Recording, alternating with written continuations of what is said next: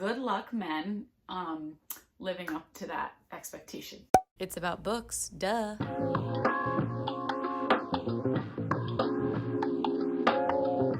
Hi friends, I'm back with another video for you. Today we're going to talk about the 5 books I think you should squeeze into the last few weeks of summer. For me as a teacher, summer is ending in about 2.5 weeks after Labor Day once we go back to school. So if you have 2.5 weeks left of summer, these are the books that I think that you should make time for if you can get your hands on them. So we have everything from romance, horror, mystery, lit fic, all different things for all different taste buds. Okay, so number 5 on my list of books you should read before the end of summer is a book I have not read. I looked up on my Goodreads. I read this book in 2013. I remember so little about this book, but I do remember that it's giving good summer vibes, and Stephen King is just undefeated. So my recommendation would be to read Joyland by Stephen King. This is a book about a boy who is working at a carnival during the summer of 1973 in North Carolina, where he kind of gets wrapped up in a lot of dark things. As you can imagine, Stephen King, one of my all-time favorite authors, he knows how to write a horror, mystery, thriller. He knows what he's doing. And characters are undefeated in his books. So although I don't remember a lot about the plot of this, you're going to get mystery, you're going to get a killer, obviously, you're going to get immaculate summer vibes at the carnival, and just a lot of creepy shit. So Joyland, also very short book, nice little paperback. I mean, the cover, it's giving damsel in distress, if you will. This is also a coming of age story, kind of slice of life, a summer in the eyes of a college student who's coming home to work at the carnival. So first up, squeeze it in, Joyland. The next book I would recommend you squeeze in the last couple weeks of summer is, I would call literary fiction / mystery. I know it's marketed as a mystery kind of crime novel, but it would be The God of the Woods by Liz Moore. I got this in my July book of the month, and it surprised me so much. I absolutely loved this book. This story follows 2 different timelines about 2 siblings who go missing 14 years apart. And it also follows their family, which is a big theme in this story. It's kind of like your family, can you love them, can you trust them or not?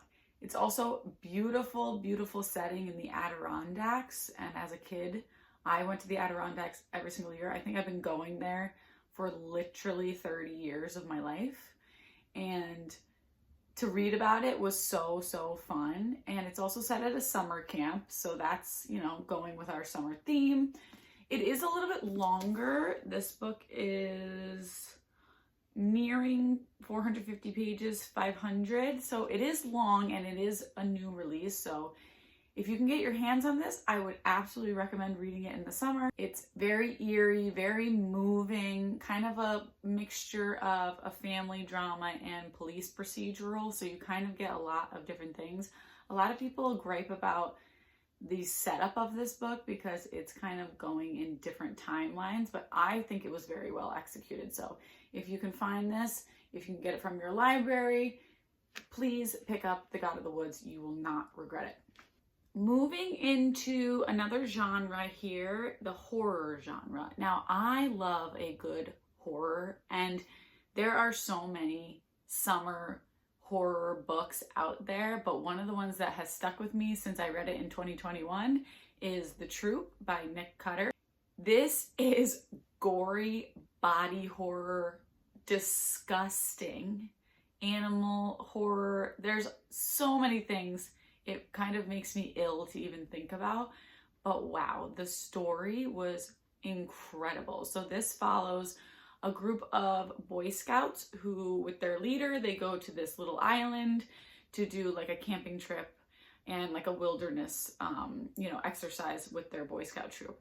And when they arrive, they encounter a man who is like disgustingly thin, sick, and he's asking for their help. Turns out he is the carrier of this really, really terrible illness which makes its way through the group of boys. And it's been like described, in my mind, it's like Lord of the Flies meets Contagion, which is, if you had the pleasure of reading Lord of the Flies in high school, it is really something. So this story is kind of like, will they escape? Can they get away from this illness before it kills them? And a lot of friendships being tested. So I love this vibe. It is just so dark and creepy, and it's perfect summer horror. It's also a quicker read. I think it's under 300 pages, 350 pages. So The Troop by Nick Cutter. I would definitely get your hands on that one if you're looking for a little bit of a different summer vibe. Okay, on to thrillers. I love a good summer thriller, and I recently read one that was gifted to me by my sister, Lauren, and we read it as part of our book club, and that is You Can Trust Me by Wendy Hurd. This is the epitome of a summer thriller. It is short, it is slick, sexy, perfectly paced. This follows two friends who are pretty much criminals. They kind of scam rich people, and one of them is like an expert pickpocketer. So they have kind of a plot to meet this man and kind of scam him as much as possible to get money, because they're two girls living on their own. They're young, they're beautiful, so they can kind of use their beauty and all of that to manipulate men, which, who doesn't love that in a story? So at the beginning of the book, you see one of them goes off with this billionaire and she goes missing. So her friend is kind of on this quest to find her, which makes her end up at this remote private island that this billionaire owns.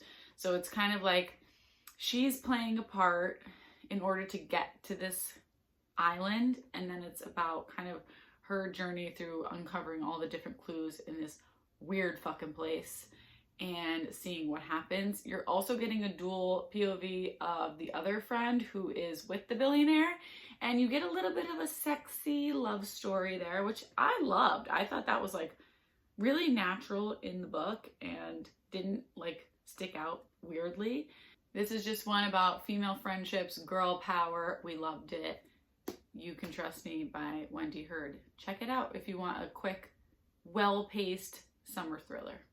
Okay, finally, my number one recommendation for the summer, if you have one book to squeeze in the last part of summer for immaculate summer vibes, good feelings, it would be, of course, Just for the Summer by Abby Jimenez. I cannot stop talking about this book and thinking about this book because it was truly life-altering to read it. This was my first book I ever read by Abby Jimenez, and I think I ruined myself now for the rest of her books because I really don't know how she could ever top that story. So Just for the Summer follows Justin and Emma, who meet because they think they're both cursed, that every person they date goes on to break up with them and meet the love of their life. So they try to break the curse by dating each other. So it's a little bit of a, I would say, although it's like a fake dating situation, I believe in my mind it felt more like friends to lovers because they really had such beautiful banter right off the bat, and they kind of like became friends before they, fell in love and kind of confessed their feelings for each other. That's not a spoiler because hello, you guys know what's gonna happen. Come on. This book is the epitome of if he wanted to, he would. Justin, you are amazing. You are going to love him. Please read this book and message me and comment on this video if you agree that like Justin is setting the bar for men. Good luck, men, living up to that expectation. So this is just a story. It's heartfelt. It's got a beautiful family aspect. It touches on mental health and trauma in such a genuine and real way. And it is really a story about hope for the future. So I really, really hope you pick up Just for the Summer. And please, please, please let me know what you thought of it, because I'm telling you, I told you in one of my videos, this might be my favorite book of 2024. It is definitely a contender. Okay, so those were my 5 books that I think you should read before the end of the summer. Squeeze them in, because you will not be disappointed. If you read any of these books, please let me know in the comments what you thought. If you're a horror buff like me and you have more recs for summer horrors, please, please send them to me, because I'm kind of in that mood right now. And if you made it to the end of this video, thank you so much for watching, and I'll see you again next time. Bye!